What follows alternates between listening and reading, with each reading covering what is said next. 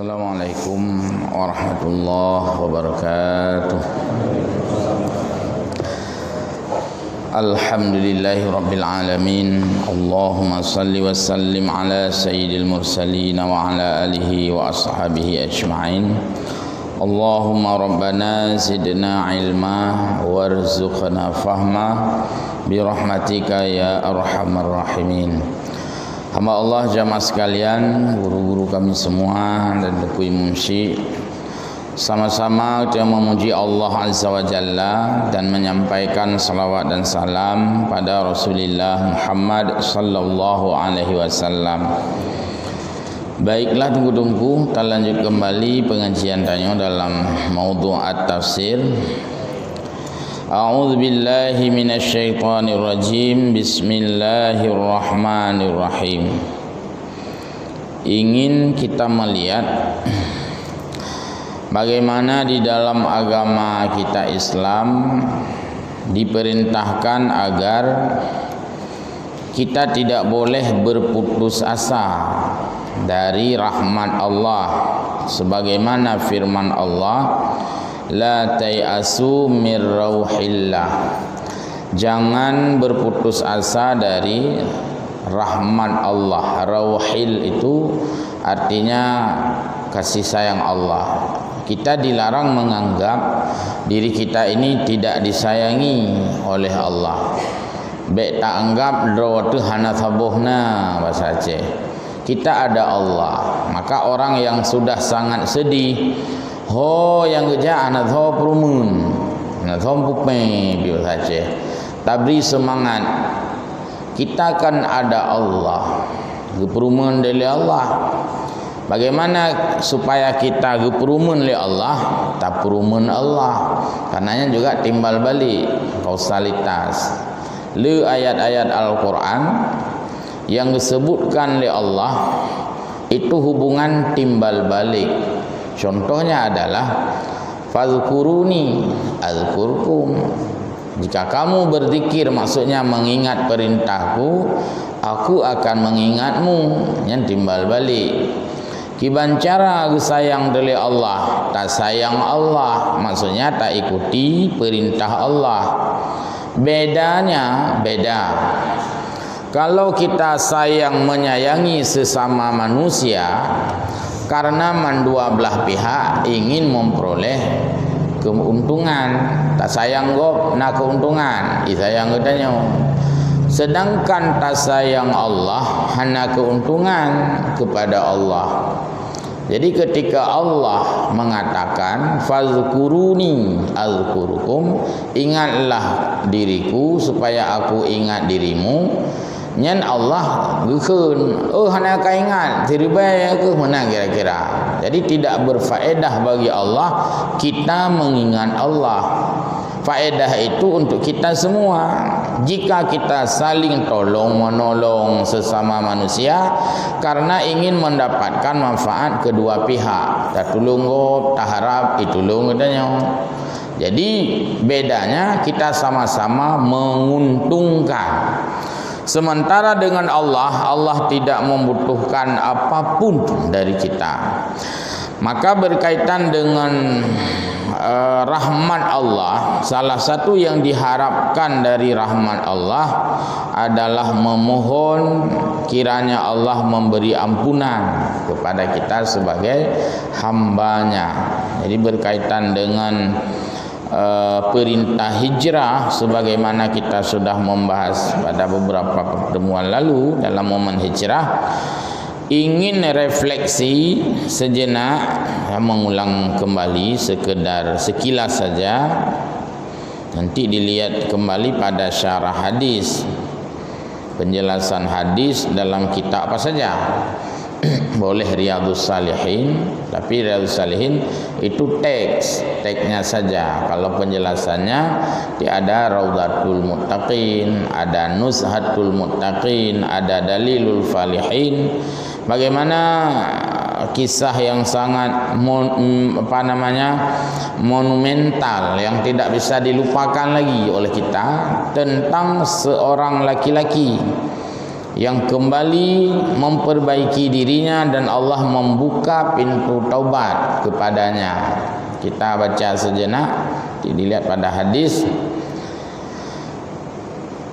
An Abi Sa'id bin Malik ibni Sinan Al-Khudari radhiyallahu anhu anna Nabiyallahi sallallahu alaihi wasallam qala, bahwa Nabi menceritakan, kana fi man kana qablakum rajulun qatala tis'atan wa tis'ina nafsan.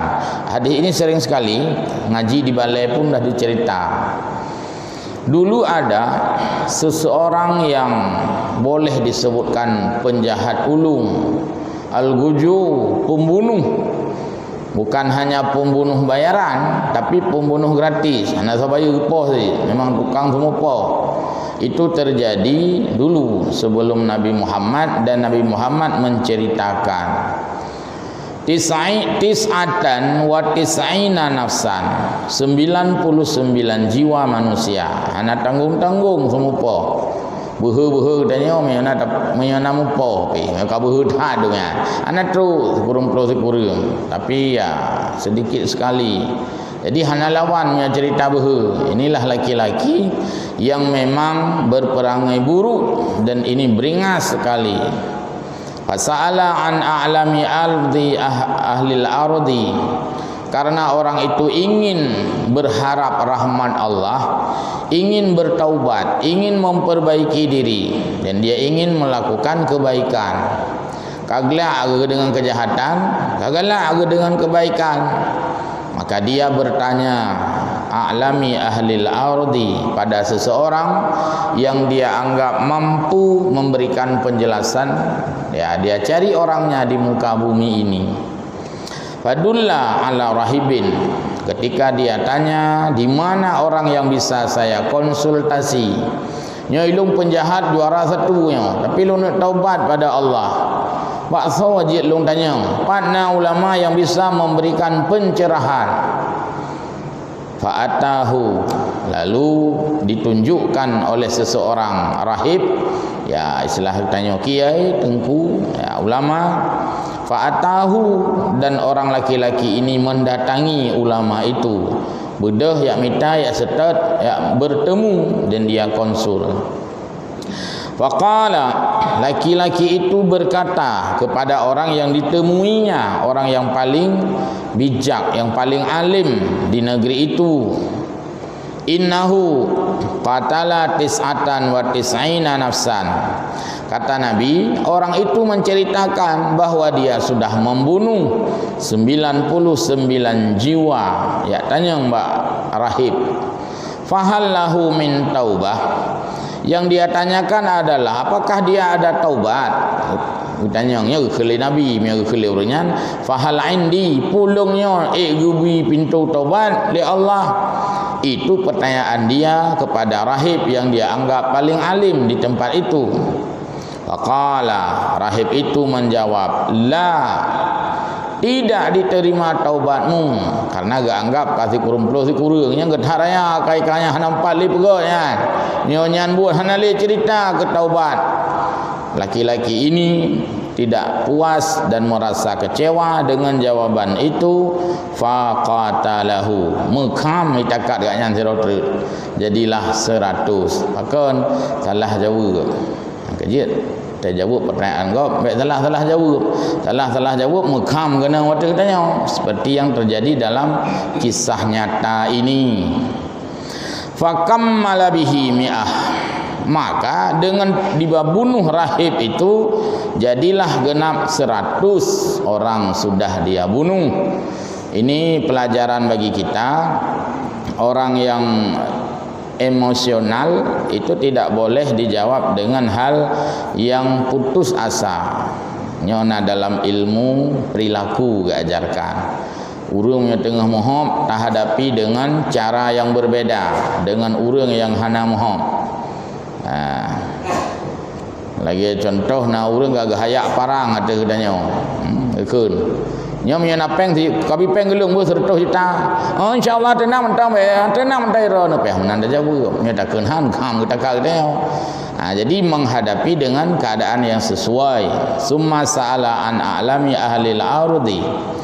Laki-laki itu masih ingin mencari siapa yang masih bisa menghibur dirinya supaya dia itu tenang jiwanya, karena sudah membunuh 100 sudah. Maka dia tanya, nalom ulama lain yang jik long temanyong, baik lagi model saknya yang kali long kam tak yo. Begitu dia tanya, maka ditunjukkan ala rajulin alimen. Maka ditunjukkan kalau begitu pergilah kepada ya tengku pulan, ulama pulan, kiai pulan yang pada saat itu istilahnya rahib. Rahib itu artinya pemuka agama pada saat itu. Faqala, laki-laki itu mendatangi dan bertanya, innahu qatala mi'ata nafsin, bahwa dia bertanya dan dia mengakui dirinya sudah membunuh 100 jiwa manusia. Fahallahu min taubah, dia bertanya adakah taubat untuk dirinya, cerita oleh Nabi. Faqala, maka jawab rahib yang nomor 2 ini, na'am, iya. Waman yahulu bainahu wa bainat taubah, pastilah diterima oleh Allah. Memangnya siapa yang melarang? Memangnya siapa yang menolak? Kata rahib ini. Jadi terjadi 2 perbedaan cara menjawab. Jadi tidak teman yang agama, kadang-kadang terjadi perbedaan cara menjawab. Satu berjawab begini, satu lagi jawab begitu. Maka perlu komparatif, perlu perbandingan. Ya. Mandajak bak tiro dengku teman-teman tu. Nyo tidak nak sembahyang dakun usalli fardal maghribi salasa rakaatin. Imaman atau makmumannya kibah hukum haram dia buat tiro dengku. Dajak dengku lain, oh nya hana pupu. Karena itu adalah apa dapegah untuk menghantarkan niat, dan itu belum salat, baru siap siaga. Usalli fardal maghribi misalnya, itu kan lafaz, itu di luar salat, itu kan belum salat, di luar salat. Apakah itu boleh kita baca? Oh boleh, itu kan gladi ya, jadi beda cara jauh. Yang ditanya mak sira tengku haram bidah sebenarnya. Jadi harus ada komparatif. Sama lagi kejadiannya. Bang gejak bak sira rahib nyolong dah tayu kada saik terima taubat. Oh han be coba-coba mana model kah yang nampak nguile. Kam kita kan. Dia datang ke rahib yang lain. Oh alhamdulillah. Padum dera kata pahurung cerita. Oh, ikut menang cerita 5 engkau. Menang kira-kira. Dia memberikan pelipur, menghibur jiwa. Ya, ibu-ibu rumah anak mit bekah pinggan ya, tetap nak oh enggak apa-apa padahal pinggan enggak bekah. Jadi bet necok pinggannya nak culuklah abah haji. Jadi untuk menghibur jiwa orang yang sudah bersalah. Tapi gebi jalan, dia berikan jalan, intaliq ila ardin kaza wa kaza. Bisa Allah menerima taubat itu, tapi kekeliruan. Coba bergerak, pindah, hijrah dari negerimu ini cari tempat lain, jauh lain.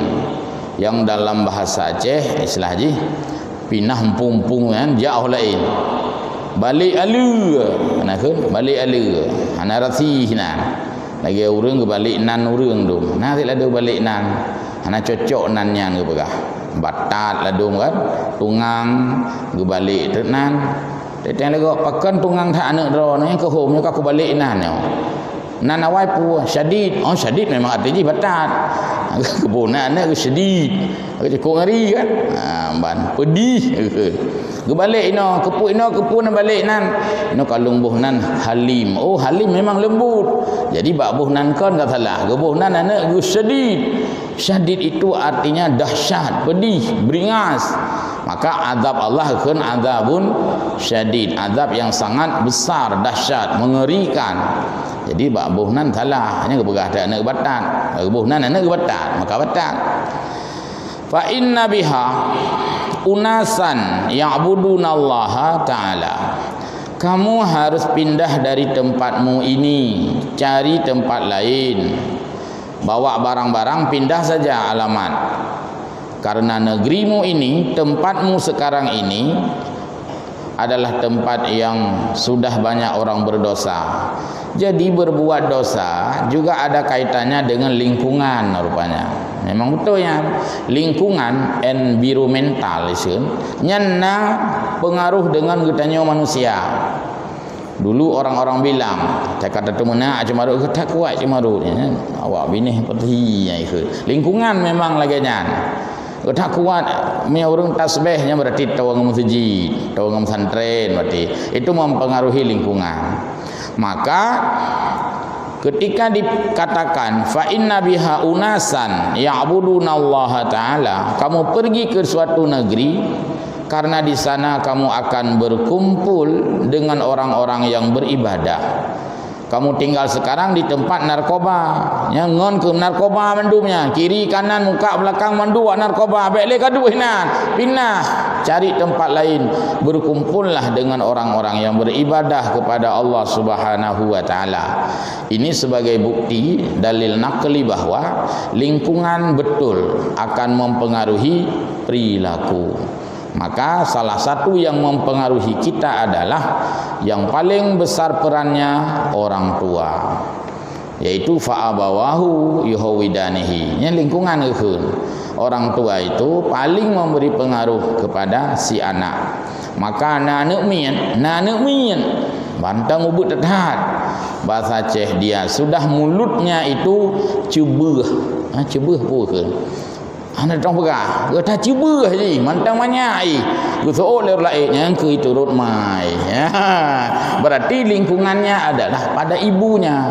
Kita tiga itu mana? Kelir lain turut ya. Jadi padahal si anak masih kecil, masih di bawah umur. Sebenarnya dia enggak masih suci sekali. Pakaian yang juri, yang ke kanan turut ya, turut mah. Ada anak kecil, mak bagus sekali azannya, bagus sekali ngajinya.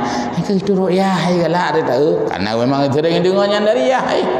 Untung anak mek benar nak tanya, di mana tahu cara maki-maki? Kan saya dengar ayah. Apa hal lagi jawaban dia? Fantaliqa hatta idza nasafat. Oh ya, belum nih. Fa'budillaha ma'ahum, berkumpullah kamu di negeri itu dan kamu beribadatlah kepada Allah bersama mereka, karena di sana adalah komunitas orang-orang yang beribadah.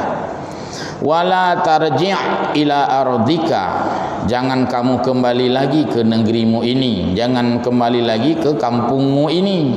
Fa innaha, karena kampungmu sekarang li nabi ba li rahibnya ba pemuda tadi, ardu sauin, kampungmu sekarang adalah kampung yang sudah di blacklist oleh agama, kampung yang kaitam, kampung yang sudah betul-betul terkotori dengan perilaku manusia yang kangeri sinan. Untung kadang sini tulis sebab pintu pagar, selamat datang di kampung ngeri.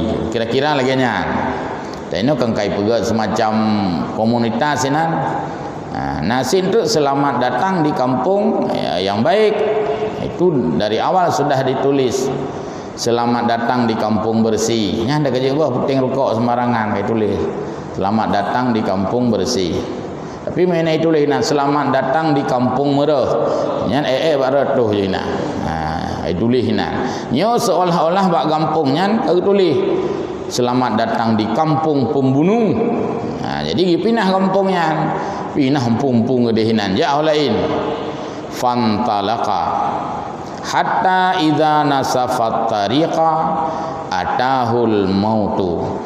Orang tadi berangkatlah dengan niat betul-betul ingin merubah keadaan, hijrah kepada Allah dan Rasul, dan dia berjalan sesuai dengan arahan dari rahib tadi yang kagak petunjuk cara benar pindah dia. Dan ketika dia berjalan, idza nasafat tariqa, pada pertengahan perjalanan, atahul maut, dia dijemput oleh kematian, meninggal ke barat.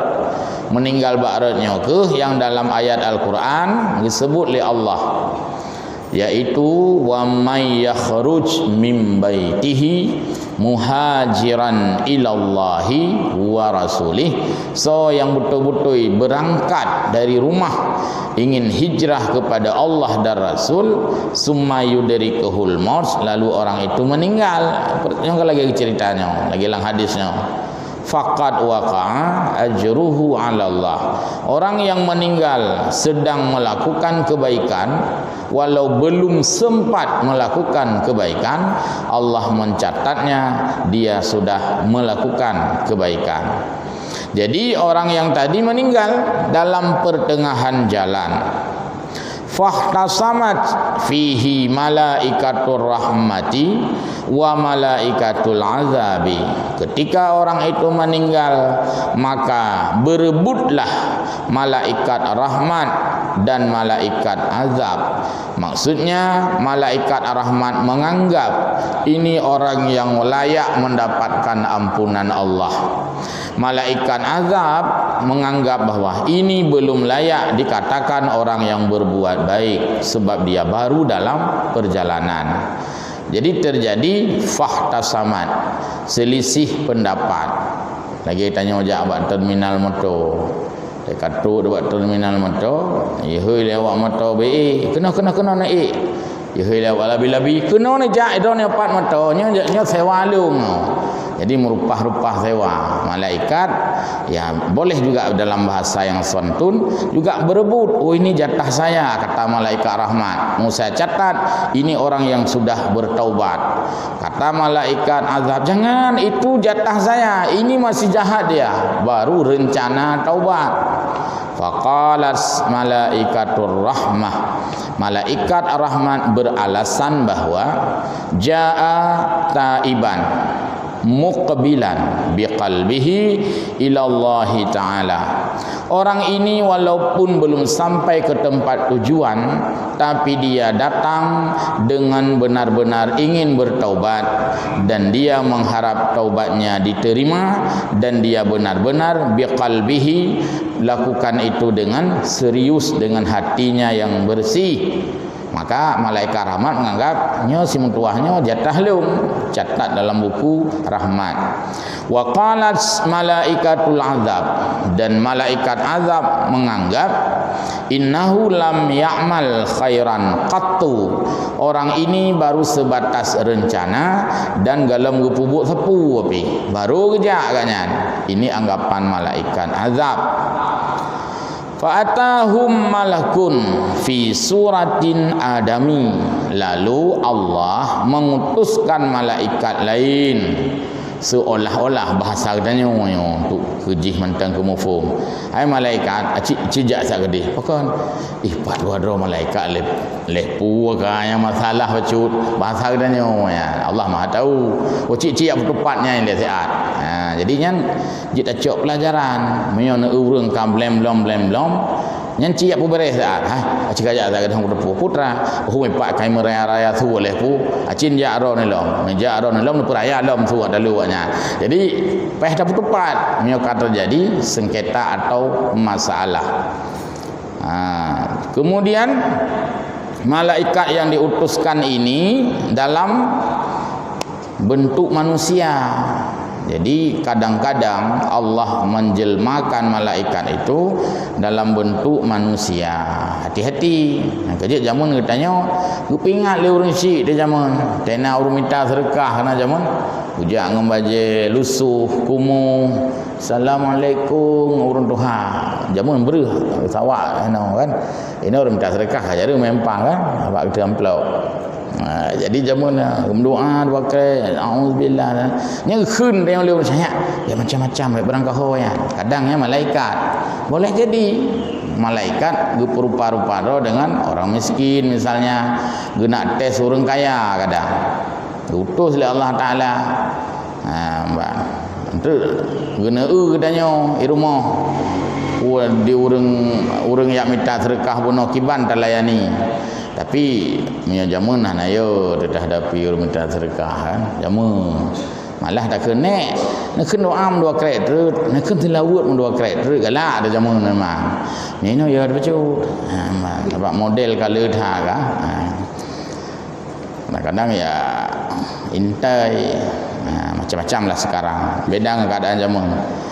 Faj'aluhu bainahum, dan malaikat ini berada di tengah-tengah dua malaikat tadi, ai hakaman, sebagai mediator urang tengah, bukan putranya pun pekan mana kira-kira lagi nyan yang ke nya sebenarnya jatah leung agak laki malaikat adab tu malaikat yang ke hai malaikat ini tapi kerodor mentang ida merupa kira-kira lagi nyan. Lalu faqala, oh bayar mendih bayar mana qisu ma bainal ardaini. Kalau begitu supaya adil, ya, ada kepastian hukum. Ho ija temtuahnya, hai ija dari lu semua ni, ho tujuan ija ubireun. Teman, yang ke meninggal kat tengah jalan, man tak kiranya kau ngalam taubat, ke malaikat azab. Betul malaikat rahmat, hai tak kiranya kau kaji oh ija ai kat tengah road. Kalau begitu, coba ukurlah antara dua tempat itu.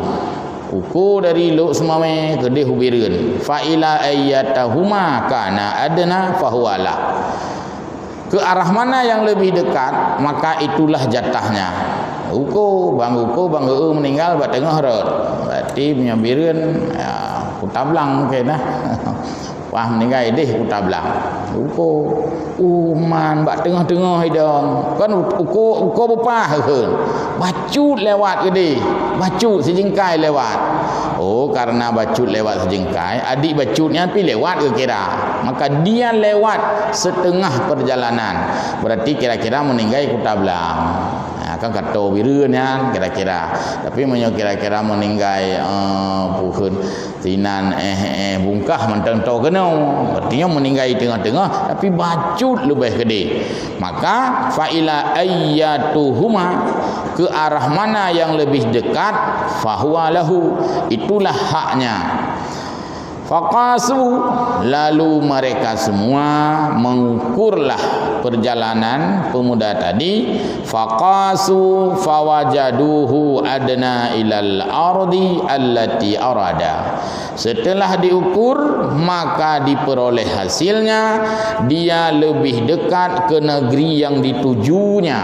Kalau beh tahu bireun bacut, faqabattuhu malaikatur rahmah, karena dia perjalanannya melebihi setengah walaupun sedikit, maka khulli malaikat yang kelih menyemunannya hanali debat, tidak ada lagi selisih, ini adalah jatah malaikat rahmat. Tulis dalam buku, orang tadi walaupun belum bertaubat, dia sudah bertaubat sebab dia sudah berjalan, walaupun dia meninggal tapi sedikit lebih ke arah yang dituju. Maka nyo keyakin karat lagi bacut. Nyo kan seandainya berat kena, berarti jatah malaikat azab. Seandainya meninggal daerah bungkah atau belah no gurugo, artinya mantang azab. Dalam hadis lain disebutkan, bak hadis haknya hana gepegah dumna ji'uh, beda selisih. Pokoknya gepegah berat gede. Nah hadis lain dalam riwayat Sahih Bukhari yaitu fakana ilal qarbati as-salihah, fakana ilal qaryati salihah aqrabu minha bisyibrin. Lebih ke negeri yang dia tuju itu hanya sejengkal saja, bacut agak lebih. Seolah-olah ma untung lebih bacut ya kehinan. Maka jika lebih sedikit dianggap itu sudah taubat. Kira kablah hadis ini. Lain pernah lumpur awal. Hadis ini entah dibaca oleh orang yang buat peraturan pemilu, entah dari mana dia ambil, pokoknya suara itu sah jika 50 plus 1. Padahal kan ini kalau lebih setengah, dumna lebih setengah, pokoknya lebih setengah, maka 50 plus 1. Jadi kalau anda hadisnya, apa rumuh 50 plus 1? Man timbul pertanyaan, mai orangnya nak baca hadisnya betul kan? Yang baca lebih hari kau, kecok rumus. Di mana kita tahu ini adalah dia pemenang, padahal orang pilihnya imbang-imbang. Walaupun lebih satu orang, maka dianggap dia yang lebih 50 plus 1. Yang kerja waktu nak pemilihan, mesti kan pilih kecil. Waktu jumlah suara mendung belah noi mong puluh ro pilih. kecil je 50 ro kaimbang. Nah, nya payah teliti jumlah suara, jumlah orang tadi. Hitung le kertas padum ro. Peti nasi roti yang galong pilih. Jadi kan nyaknya yang menentukan yang kehinan terjadi lobby yang luar biasa. Ketika suara dia pilih ke sana, menanglah yang di sana. Jadi walaupun sedikit itu dianggap lebih. Hadis ini sebagai pelajaran bagi kita bahwa Allah Subhanahu wa taala memberikan ampunan kepada orang yang baru rencana untuk bertaubat walaupun belum dia lakukan sesungguhnya sebagaimana rencana. Jadi rencana kebaikan itu sangat dihargai di dalam agama sebagaimana tersebut di dalam surah An-Nisa ayat 100, wa may yakhruj min baitihi muhajiran ila Allahi wa rasulih summa yudrikuhul maut faqad waqa'a ajruhu 'ala Allah. Maka orang yang meninggal di tengah-tengah melakukan kebaikan padahal dia belum melakukan kebaikan sampai dengan selesai, tapi Allah sungguh telah mencatat amal kebaikannya itu. Jadi rencananya hanya sesuatu yang rugi. Hal ini berbeda dengan rencana kita manusia, tanya atas nama rencana yang belum dihargai, belum dihargai. Rencana luna EU, luna tumpah EU. Engkau nampak kali lumjuk gecok, kali gejuk, kali gecok engkau. Maka hana EU yang ke kau jian, karena kau jian ke khileu rumpo yang karena haja deh na cok peng pulang kena. Jadi hana aja deh yang manusia teh nama hana juji. Cok ya yang kali gejuk pulang. Bahkan yang lebih koh hana aja deh menikah 2 kali pulang. Nyana yang contoh le. Pakan pulang menghgop karena hana jadeh menikah darah baru hai timli. Cuma hek dah bacut gula ke apa kan istilah pulang 2 kali. Jadinya anjir anjir pulang 2 kali. Seberapa diberikan, seberapa itulah dikembalikan. Jadi menghgop yang hana jadeh menikah sah diambil, dikembalikan sejumlah yang diberikan. Apabila itu dianggap bahagian daripada mahar. Menyohana anggapnya mahar berarti nya hadiah. Nya kena hadiahnya yang pengangeuh hana moholi. Tapi mahar harus dikembalikan 2 manyam, kembalikan 2 manyam. Baik yang minta laba bakbut hana jadehnya. Ditanya kan, tapi hana jadeh juga deh, mengenai labah hinan. Untuk tunangan long orang lain, apa hana jadeh long. Tipluh ke hana jadeh karena mu yang 20 manyam. Jadinya konbut itu haram dalam hukum agama. Cuma kaji ke adat itu harus dibuang manakala bertentangan dengan hukum agama ya. Baik tunggu lu rasa kaji ya silakan. Kan? Yang kenyonya yang dah berah taknya ya. Hai Allah hargai niat kita niat kita kat tempat faqat waqa'a karena hana tempatnya kan karena hana jadeh le karena meninggal karena hana cerita le maka jangan terlalu bersedih.